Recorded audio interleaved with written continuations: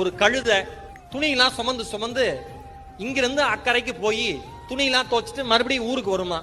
அந்த கழுத ஒரு நாள் தவறுதலா ஒரு பழைய ஒரு தண்ணி இல்லாத கிணத்துக்குள்ள விழுந்துருச்சான்.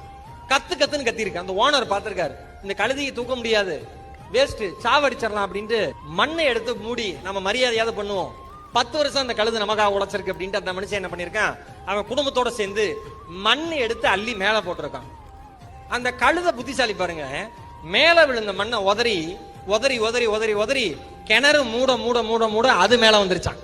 கிணறு மூட மூட மூட அது மேல வந்துருச்சு. அதே மாதிரிதான் உங்கள் மீது பிறர் செய்கிற விமர்சனங்களும். யாராவது அவமானம் என்கிற விமர்சனத்தை, அசிங்கம் என்கிற விமர்சனத்தை, நீ வாழ்க்கையில முன்னேற மாட்டடா அப்படிங்கிற விமர்சனத்தை நீங்கள் அதை உதறி தள்ளிவிட்டு கிணற்றை மூடி மேலே வருகிற ஜீவனாக வாழ்க்கையை வாழ கற்றுக்கொண்டிருக்கின்றால் யாரும் உங்களை வாழ்க்கையில் சாய்க்கவே முடியும்.